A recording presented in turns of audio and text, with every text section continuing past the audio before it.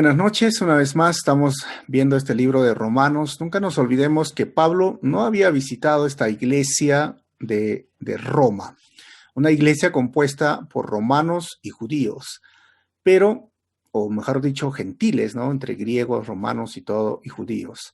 También sabemos por la historia que el emperador había retirado por 5 años a los judíos, y cuando volvieron a ingresar a Roma, que tenía un poco más de 1 millón de habitantes esa ciudad, encuentra la iglesia y hay un tipo de fricción entre romanos o gentiles y judíos. Y esa fricción tiene que ver con un asunto doctrinal, y ese asunto doctrinal lo va a tratar a Pablo en estos primeros 5 capítulos. ¿Se acuerdan que hemos visto ya esto en la introducción? Pero si resumimos el problema de fondo, es que muchos de los judíos se sentían como este grupo privilegiado por tener el pacto antiguo, por tener la circuncisión, y mientras que los gentiles como que para ellos recién estaban empezando a conocer al Dios verdadero. Ya hemos visto en el capítulo 1, Pablo se presenta a esta iglesia de Roma, por si no lo conocían, se presenta como el apóstol, pero también se dirige a los gentiles y de forma general, hablando a todo pueblo, toda nación, les dice que ellos son culpables ante Dios porque la ira de Dios se ha encendido sobre toda la humanidad, pero son culpables por no reconocer al Dios creador. Que el Dios creador se ha manifestado en base a la naturaleza, y eso lo hemos llamado y se llama en la doctrina la revelación general. Es decir, que por medio de las cosas hechas se entiende el poder de Dios que es invisible. Si yo veo un árbol, ¿cómo salió el árbol? Es algo hecho. Bueno, ¿quién hizo que se origine? ¿Cómo fue que creció y se desarrolló? Esto se llamaba la revelación general, en el cual mostraba el poder de Dios. ¿Y qué decir de la luna? ¿Qué decir del sol? ¿Y qué decir de tanta belleza en la creación de Dios? La simetría. Hemos hablado mucho acerca de este ajuste fino del universo también y todo esto. Y les demuestra que fueron y son culpables delante de Dios y no tienen derechos para presentarse ante Dios y decir: oye, no sabía de ti, Dios, que existías el día del juicio. Eso va a pasar porque cambiaron la verdad de Dios por la idolatría. Sí, adoraron a la creación y no al creador. Al contrario, al olvidarse de Dios y rechazar a Dios en su revelación, dijeron y se sometieron a su vano parecer, como dice, los abandonó y cometieron estos actos homosexuales que Dios los desaprueba. Y les dice también, ya en el capítulo 2, que estos gentiles, la mayoría, todos nosotros, incluyendo nuestra cultura, estamos viviendo por esta razón bajo la ira de Dios. Y de ahí cambia el capítulo 2, y hemos entrado ahí, donde habla, ahora se dirige al judío. Porque el judío tiene la revelación especial, la revelación general, la revelación especial. ¿Y cuál es la revelación especial? La ley de Dios. Ellos tienen la ley de Dios, y Pablo va a usar en este capítulo 2 lo que se llama esta figura literaria, la diátriba. Hace preguntas para que reflexione, y a veces hace preguntas y él mismo las responde, y es donde nos hemos quedado, y continuamos entonces hoy este versículo, capítulo 2, desde el versículo 17 hasta el 29. ¿Y cuál sería el tema general de este capítulo 2, versículos 17 al 29? Pues los religiosos son juzgados por hipócritas. Amén. Bueno, bienvenidos a la iglesia de Calvary Chapel Arequipa. Este es el grupo de varones dulos y vamos a hablar sobre esto. Los religiosos son juzgados por hipócritas. Recuerden que Pablo escribe su carta el año 57 al 58 y siempre se va a presentar como apóstol a los gentiles y siervo a Jesucristo, un dulos. Pablo estuvo viendo cuando Esteban fue apedreado. Pablo era un hombre celoso de la ley y era alguien que había cumplido estrictamente el pacto que Dios hizo con su pueblo Israel. Pero el pacto no comenzó con Moisés. Recordemos que los pactos, cómo se vinieron realizando tanto en el Edén, tanto hablamos con Abraham y el pacto, la circuncisión surge con Abraham. Abraham hizo un pacto con Dios y esa fue la señal del pacto con Abraham, por eso se conoce como los patriarcas. En cambio, cuando llegó en el monte Sinaí con Moisés, la señal del pacto fue el día de reposo. Y todos estos pactos, el pacto davídico también, todos estos se ven en el Antiguo Testamento y Pablo lo cumplió. Él mismo va a decir en sus escritos, fui fariseo, y los fariseos eran el grupo legalista más estricto en guardar la ley. El que diezmaba hasta la menta y el comino, como se decía, y lo contaban muy bien. Él era de la tribu de Benjamín, de la tribu donde fue el primer rey Saúl, pues se llamaba Saulo. Él fue educado bajo los pies de Gamaliel, o sea, él conocía la ley muy bien, pero ahora va a presentar a estos judíos romanos un argumento que realmente nos va a dejar a nosotros también sorprendidos, porque ¿cómo hubo este cambio y esta transformación a un hombre tan opositor o tan opuesto a la doctrina y opositor al cristianismo, y ahora Dios lo ha transformado, lo ha cambiado, y él va a decir, y él tiene toda la razón para hablar acerca de la circuncisión y especialmente a sus hermanos judíos? Entonces, esto es lo que nosotros vamos a estudiar. 3 puntos sencillos. El religioso va a conocer la ley y no lo practica. Del 17 al 20, el religioso conoce la ley y se jacta. Del versículo 21 al 24, el religioso conoce la ley y la desobedece. Y del versículo 25 al 29, el religioso conoce la ley y debe de regresar a la esencia de los ritos o ceremonias. Vamos a ir viendo y estudiando. Versículo 17 dice, tú, y ahora cambió de los gentiles a los judíos, tú, que te llamas judío, confías en la ley de Dios y te jactas de tu relación especial con él. Ojo, se está ahora refiriendo estrictamente a este grupo judío de la iglesia de Roma que confiaba en la ley de Dios, que se jactaba de su relación especial porque ellos decían, sabes que mi padre es Abraham, soy de la descendencia de Isaac, de Jacob o de cualquier otra de las tribus, como Pablo tenía como orgullo la tribu de Benjamín. ¿Y quiénes serían hoy estos religiosos? Yo creo que quienes han crecido en hogares cristianos son esos religiosos privilegiados el día de hoy. Esto es muy interesante porque muchas personas que han crecido en estos hogares ya son cristianos de segunda generación.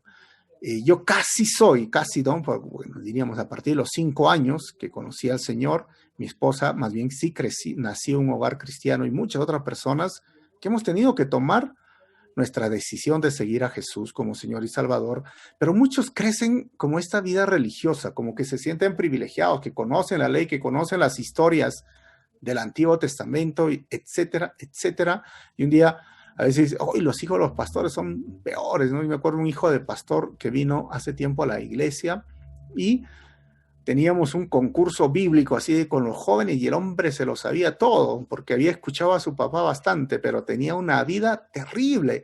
Y entonces creo que hoy, no solo los hijos de los pastores, sino todos los hijos que nacen en hogares cristianos vendrían a ser esos religiosos privilegiados que tendrían esta misma actitud hoy día como lo tuvieron en el tiempo que se escribió esta carta para Roma, lo tenían los judíos. Y esto nos hace entender que Dios no tiene nietos, es lo que tienen que entender, ¿no? Si hay alguien que va a escuchar esta enseñanza, que ha nacido en un hogar cristiano, Dios no tiene nietos, Dios tiene hijos. Y por eso cada persona nacida en un hogar cristiano debe de nacer de nuevo en Cristo. Versículo 2, 18. Tú sabes lo que a él agrada. Se lo saben, ¿no? Los judíos lo sabían. Sabes bien qué es lo correcto, porque se te ha enseñado su ley. Miren las características de las personas. 19. Estás convencido de que eres guía para los ciegos.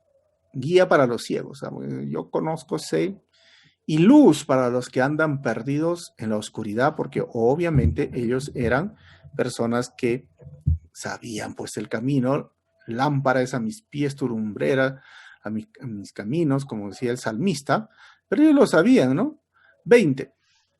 ¿Piensas que puedes instruir al ignorante y enseñar a los niños los caminos de Dios? Pues estás seguro de que la ley de Dios te da pleno conocimiento y toda la verdad. Y miren que lo he marcado, ¿no? Si estás convencido, de que eres guía, que eres luz y que piensas que puedes instruir al ignorante y enseñar a los niños, ¿estás seguro? Pablo va a hablar en estos 3 versículos de 7 características de las cuales ellos se enorgullecían. La primera característica que lo vemos es, dice, a los judíos, confías en la ley de Dios.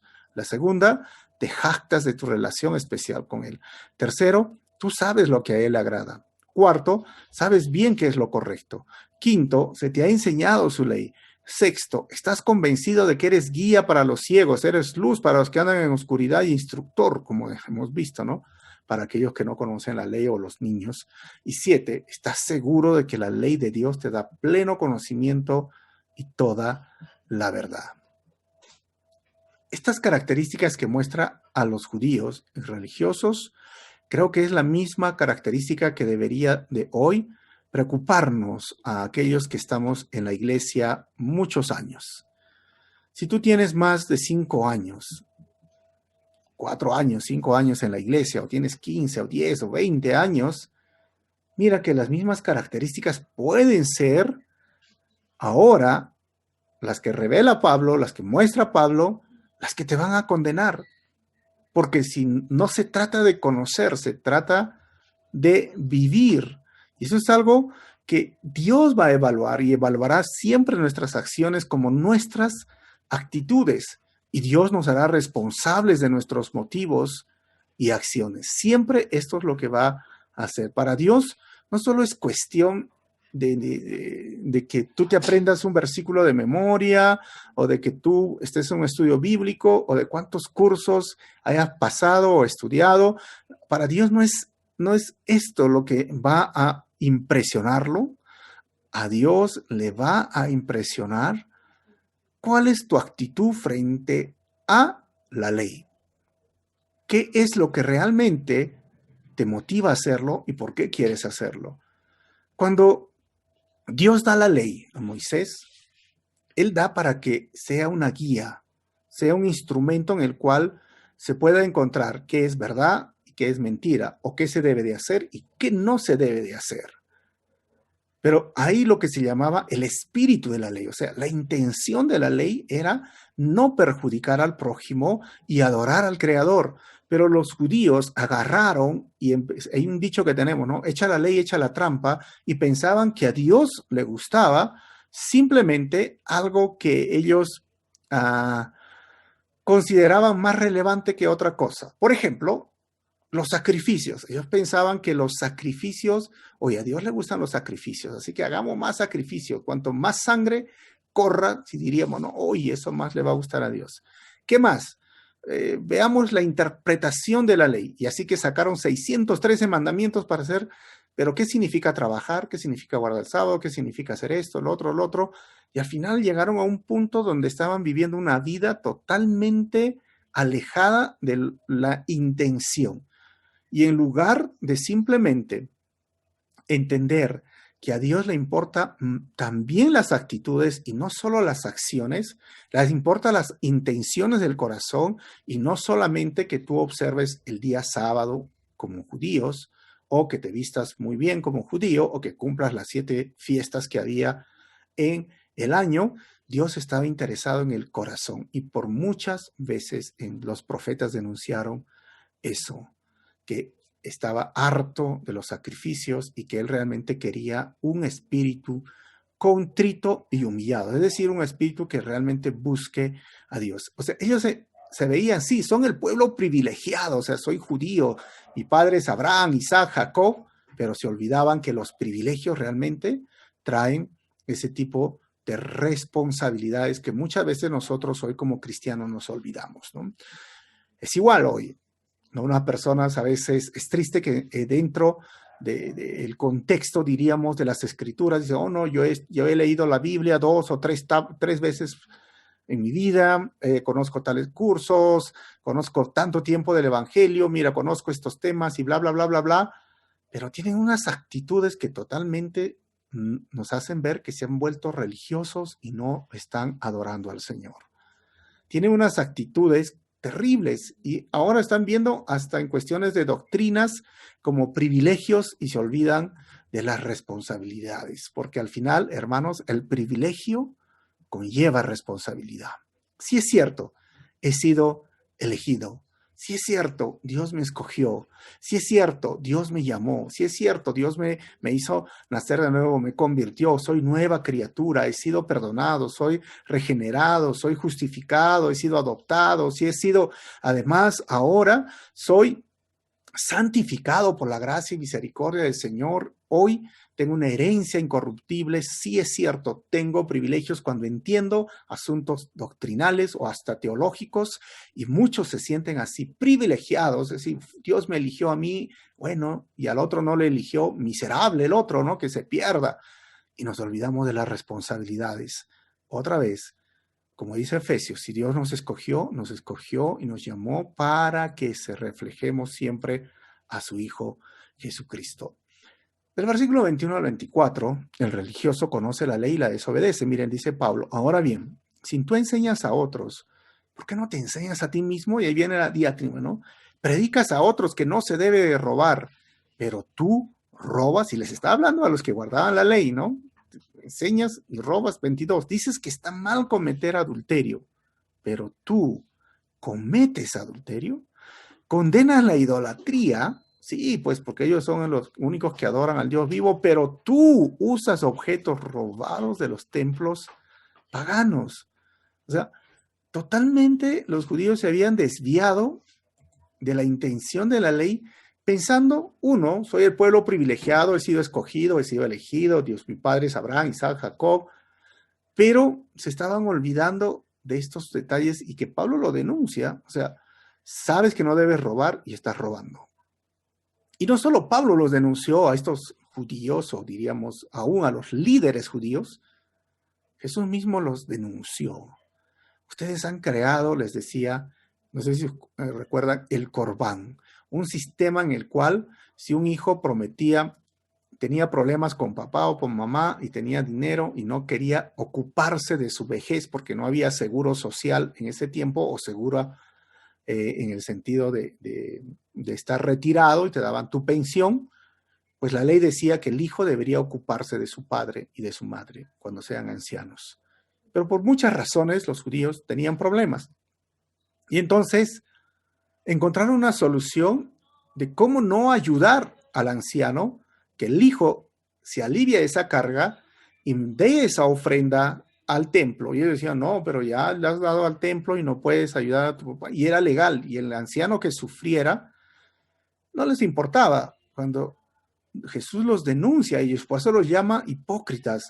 Y les dice, ustedes son una pared blanqueada, o sea, son como esos sepulcros que están bonitos, ¿no? Esos nichos, esos lugares del cementerio, donde uno va, a veces están llenos de mármol, esas criptas, esos lugares, pero por dentro están podridos.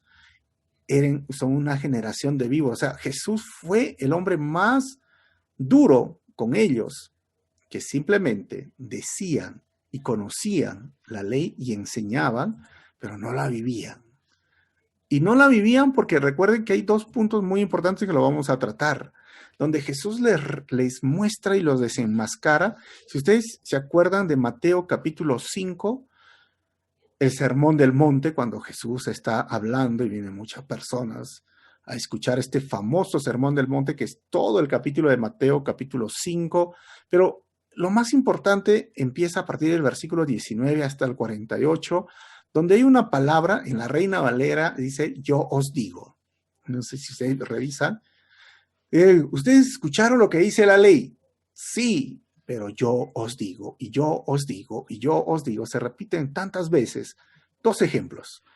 Uno, ustedes escucharon que se dice, no mates en la ley. Sí, pero ¿qué dice Jesús? Yo les digo, si tú en tu corazón dices fatuo, dice ¿no? la Reina Valera y las otras Biblias, dice, le has dicho idiota a tu hermano, ya lo has matado. O sea, si has tenido ese deseo, no solo es la acción, sino la intención. Segundo ejemplo, porque hay muchos, ¿no? Han escuchado no cometer adulterio. Sí, todos dijeron, amén, sí hemos escuchado. ¿Y qué les dijo en el Sermón del Monte? Yo les digo que si tú miras a una mujer con codicia, ya has adulterado. No solo es la acción, sino la intención. No solo, como estamos hablando, ¿no? Es conocer, es decir, no hacerlo, sino Dios estaba evaluando la actitud, las intenciones del corazón. O sea, las leyes y la ley, el Señor, los judíos, los fariseos lo tenían a este nivel y Jesús lo eleva a un punto donde importa más y también importa la intención y no solo la acción. Mateo 5, 27 al 32, que dice, ¿no? El que mira a una mujer deseándola, ya cometió adulterio con ella en su corazón. Y siempre algunos hombres me dicen, pero pastor, es imposible no ver. Yo les digo, yo creo que la segunda mirada, así como estás viendo acá, esa es la pecaminosa, ¿no? Obviamente, pues como varones miramos, porque los hombres los ojos tenemos ahí por que somos, bueno, seres pecaminosos, pecadores, miramos, no podemos dejar de mirar y aparte que estamos, si estás manejando o caminando, pero la segunda mirada, esa va con lujuria, esa va con pecado. Y ya no es la acción, no es decir, oye, pero yo la miré en la calle y no dije, no he cometido adulterio. Sí, pero el Señor va a la intención del corazón y le suma realmente un grado más de lo que los judíos lo tenían. Así que Dios aplica su ley a nuestras acciones y actitudes. Pero antes de acusar a otros, también debemos mirarnos y verificar si ese pecado, en cualquiera de sus formas, está en nosotros. Pablo nos advierte lo mismo a nosotros, ¿no? ¿Tú qué dices? Oye, hoy, por ejemplo, en los temas políticos, ¿no? Esos son unos corruptos. Sí, pues son corruptos o corrupta, pero tú, ¿cómo vives la corrupción, no? ¿Cómo lo vives? Hace poco miraba un video, es interesante, ¿no? En las redes sociales, donde unos hombres soltaban dólares, $100, ¿no? Y la gente se hacía los locos, como decimos, los disimulados, agarraban o lo pisaban el dólar, el billete de $100, o lo recogían, lo escondían, y la persona venía y decía, se me acaba de caer $100, que era mi dinero, y no sé, y ahí está la cámara oculta. ¿Han visto esos programas que simplemente si tuviéramos una cámara nosotros que nos viera, ¿tú qué dices? Oye, ¿qué tal persona como adulteró? Pero estás mirando mujeres así con lujuria. ¿Tú qué dices? No robas, pero también estás robando, ya sea en tu trabajo, ya sea con las horas de tu trabajo, o ya sea en cualquier situación. Realmente deberíamos de reflexionar nosotros si estamos cayendo en el mismo grupo de los cuales Pablo denuncia. Antes de acusar a otros, debemos mirarnos y verificar si ese pecado, en cualquiera de sus formas, está en nosotros. 23. Te sientes muy orgulloso de conocer la ley, pero deshonras a Dios al quebrantarla. Miren, deshonras a Dios. ¿Qué nos hace ver esto? Que el que dice conocer de la palabra, pero no vive según la palabra, deshonra a Dios. Versículo 24. No es extraño que las escrituras digan, los gentiles blasfeman el nombre de Dios por causa de ustedes. ¿Por qué? Porque miren, yo les haría unas preguntas sencillas, 3 preguntas para ustedes. Cuando tus amigos o familiares te ven, ¿qué opinión tienen sobre tu forma de actuar? Piensa un momento. ¿Qué opinión? Ellos pueden decir, oye, sí, es caballero, es amable, es bueno, muy buena persona. ¿Qué opinión tienes de ti, que conoces la ley, que vas a la iglesia, que estás en un estudio? Segunda pregunta, ¿realmente estás reflejando a Cristo en tu vida? Tercera pregunta, ¿tu suegra, si tienes suegra o esposa, pueden ver a Cristo en tus acciones diarias? La suegra puede decir, mi yerno es un buen cristiano, es un buen hombre. La esposa puede decir, sí, mi esposo es un buen hombre, es un buen cristiano. La verdad, como decía el texto, los gentiles podrán decir, ¿cómo es posible que esa persona vaya a la iglesia, que se diga cristiano y es terrible, no me paga, me debe, me roba, me ha estafado, no cumple lo que dice. O sea, realmente es algo que nos debe de llevar a la reflexión a cada uno de nosotros. Vamos a continuar. 25 al 29, el religioso conoce la ley y debe de regresar a la esencia de los ritos o ceremonias. Versículo 25, la ceremonia judía de la circuncisión solo tiene valor si obedeces la ley de Dios. Y acá va a hablar de ceremonia judía de la circuncisión, porque era una ceremonia. Pero si no obedeces la ley de Dios, no estás en mejor condición que un gentil incircunciso. Así que Pablo, como diríamos de forma coloquial, los está poniendo en su sitio, ¿no? Les está bajando unas rayitas de nivel elevado, les está diciendo, ¿sabes qué? Tú has escuchado que en mis primeros versículos les doy duro a los gentiles y tú habrás dicho, sí, tienes razón Pablo, porque Pablo es judío. No, pero también te lo voy a decir a ti, judío, religioso. Mira, esa ceremonia de nada te sirve. De nada te sirve querer decir, mira, yo no solo soy padre o hijo de Isaac o de Abraham, Isaac y Jacob, no solo que conozco la ley desde muy chiquito, sino de nada te sirve esa señal del pacto si no tiene el valor, si no obedeces la ley de Dios. Estás en la misma condición que el gentil. La circuncisión se celebraba a 8 días de nacido. Y créame que hasta el día de hoy, en Israel, los judíos llevan a los bebés a los 8 días y hacen la circuncisión. Pero estos judíos, que ya los conocemos a veces hasta ortodoxos y están de luto porque no tienen el templo, el judío creía que la señal del pacto, de la circuncisión, garantizaba su salvación. Y el judío, él decía que él podría ser castigado en el mundo por venir, pero nunca podría perder su salvación. ¿Pero qué les está diciendo Pablo? Ustedes no son salvos, o sea, contra nada tienen la ley, están en la misma condición espiritual. Y esto es algo que nosotros necesitamos entender claramente. Primero, miremos los judíos. Los rabinos habían generado un tipo de enseñanza donde decía que Abraham se había puesto en la puerta del infierno, y esto era parte de su tradición, que ellos decían, Abraham se ha puesto en la puerta del infierno para que ningún judío circuncidado, porque en eso se basaba, los veía, entre al infierno. Se aseguraba en la puerta del infierno que ningún circuncidado judío ingrese al infierno. Es más, como les dije, ellos decían, los gentiles van a ser juzgados por una medida de justicia de Dios y los judíos por otra medida de justicia. Es decir, todos los judíos van a ser salvos. En cambio, los gentiles, ¿quién sabe si van a ser salvos? Y Pablo le dice, no, tú también estás en la misma condición, que significa condenación eterna. Los judíos realmente pensaban y se sentían como esa nación privilegiada y que, como les dije, iban a ser salvos. Pero siempre miramos en la Biblia que la fe, o sea, la gracia que me salva también me tiene que santificar.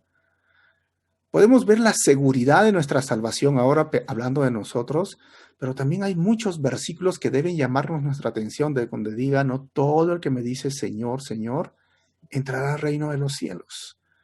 Encontramos en el Nuevo Testamento muchos condicionales. Si me obedeces, si me obedeces, si permaneces en mí. O sea, si no permaneces en mí, porque te acuerdan, dice, ustedes son los pámpanos o las ramas, yo soy el tronco, yo soy la vid, yo soy el árbol, pero ese árbol que no da fruto será echado al lago de fuego. O sea, ¿cómo es eso?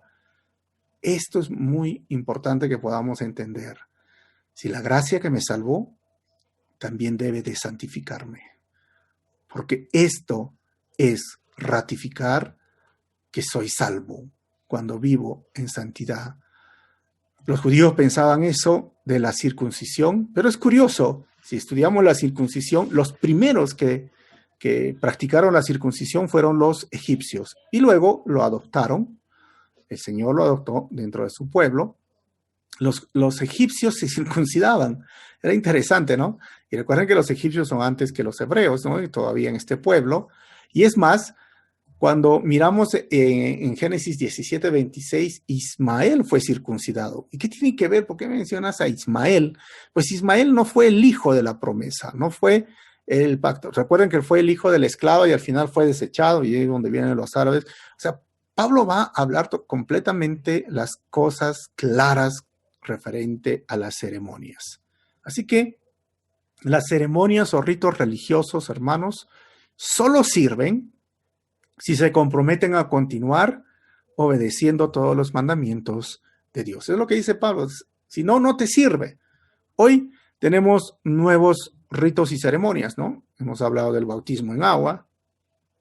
Alguien se puede haber bautizado, pero si no anda en obediencia a Dios y a su palabra, de nada sirve esa ceremonia. Se dio un chapuzón, un buen chapuzón en el agua. Tenemos la Santa Cena. Puede haber participado en la Santa Cena, pero si no tiene una vida en obediencia al Señor, de nada sirve. Es igual que el matrimonio. Pueden haber dado sus votos en el altar, pero si no hay respeto, obediencia a los mandamientos de Dios, de nada sirve. Versículo 26. Y si los gentiles obedecen la ley de Dios, ¿acaso Él no los considerará su propio pueblo? Miren cómo los desafía en su arrogancia, en el sentirse privilegiados. Y si los gentiles obedecen la ley de Dios, ¿cómo es que obedecen la ley de Dios? Pablo va a decir en 1 Corintios 7:19, pues no tiene importancia si un hombre ha sido o no circuncidado. Lo importante es cumplir los mandamientos de Dios. Así que Pablo pone en alto el cumplir, el hacer, más que simplemente la ceremonia. 27. De hecho, los gentiles incircuncisos que cumplen la ley de Dios los condenarán a ustedes, judíos, que están circuncidados y tienen la ley de Dios, pero no la obedecen. Entonces, ¿esto qué significa? Que los judíos también van a experimentar el juicio de Dios. Por supuesto, Pablo está poniendo al nivel a todos, tanto gentil como judío. Vamos a estudiar la próxima semana el capítulo 3. Todos están destituidos de la gloria de Dios. Todos son enemigos de Dios si no cumplen los mandamientos de Dios. Pero para cumplir los mandamientos de Dios necesitan nacer de nuevo. Y no pueden nacer de nuevo si es que no hacen a Jesucristo su Señor y su Salvador, si no responden al ofrecimiento de la salvación. Si ellos no son salvos, no van a poder encontrar la vida eterna, porque es a través de Jesucristo y solamente por Jesucristo que ellos van a ser salvos. Así que en nuestra cultura inca, el amayuya, masúa, amaquella, en palabras en quechua, no robes, no mientas y no seas flojo.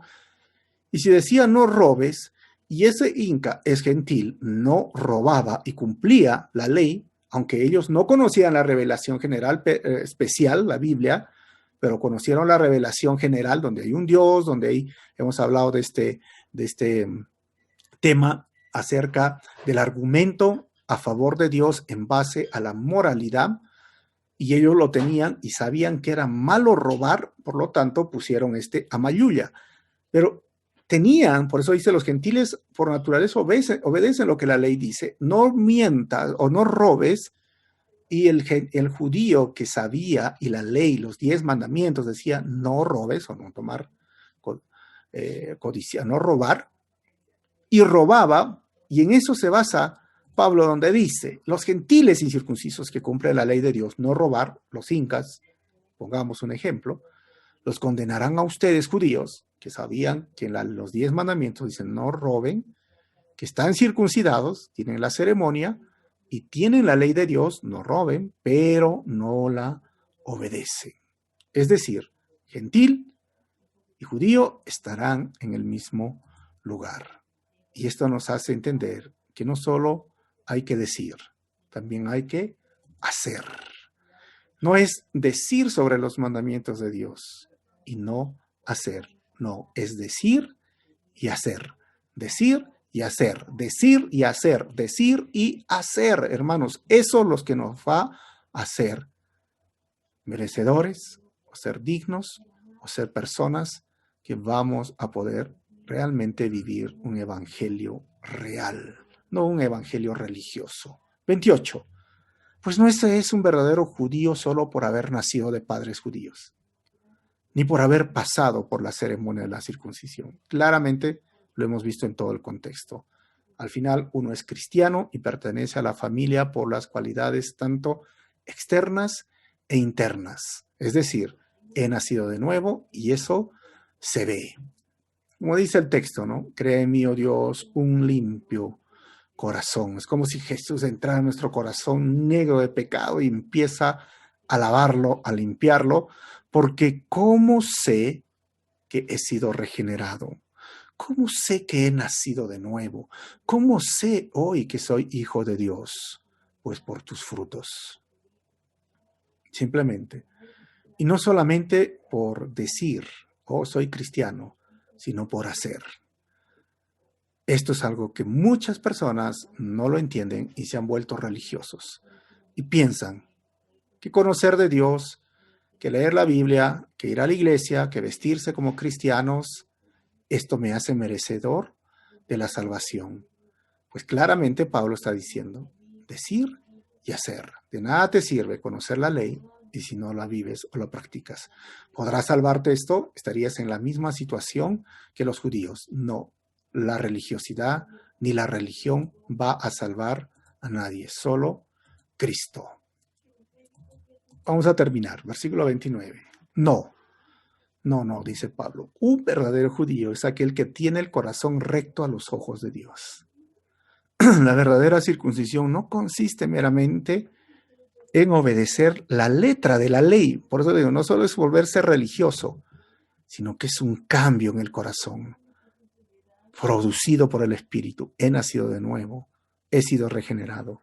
Y una persona con un corazón transformado busca la aprobación de Dios, no de la gente.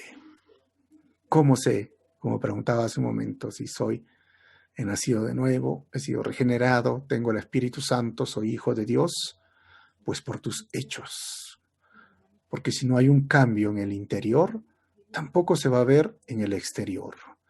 Y si solamente haces acciones religiosas, se va a notar claramente que en tu corazón no hay un cambio. Y nuestro deseo debe de ser agradar a Dios. Y a veces agradando a Dios desagradamos a las personas, pero debe ser nuestra prioridad.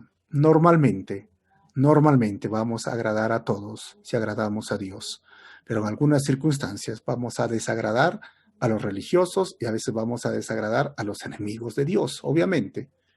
Pero si agradamos a Dios, normalmente vamos a agradar a los demás. Vamos a terminar leyendo Gálatas 3, 6 al 7 y unas conclusiones. La importancia que le da Pablo a la circuncisión. Dice, del mismo modo, Abraham le creyó a Dios y Dios lo consideró justo debido a su fe, no por la circuncisión, sino por su fe. Así que los verdaderos hijos de Abraham son los que ponen su fe en Dios. Y si tú y yo hemos puesto nuestra fe en Dios, somos hijos de Abraham sin haber nacido de sangre judía. Así que Pablo termina dando 7 grandes principios del juicio de Dios. Primero, el juicio de Dios es según la verdad conocida para todos, Romanos 2:2. El juicio de Dios es de acuerdo a la culpa acumulada, Romanos 2:5. El juicio de Dios es de acuerdo a las obras que hemos visto en Romanos 2:6. Este es un resumen del estudio anterior. Y el juicio de Dios es sin acepción de personas, Romanos 2:11. Y ahora lo que vemos es el juicio de Dios está en función de la obediencia, no solo del conocimiento de la ley de Dios.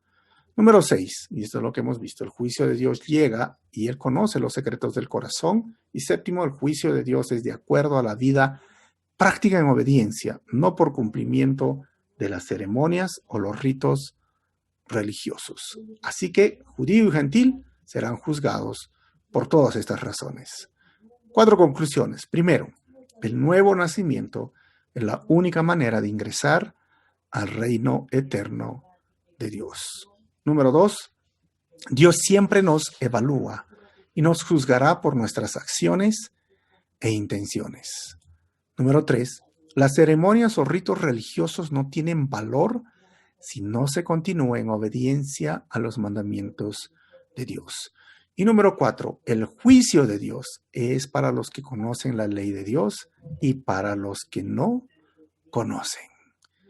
Que el Señor nos ayude y recuerda que la gracia que me salva también es la gracia que me santifica. Hacer, decir y hacer.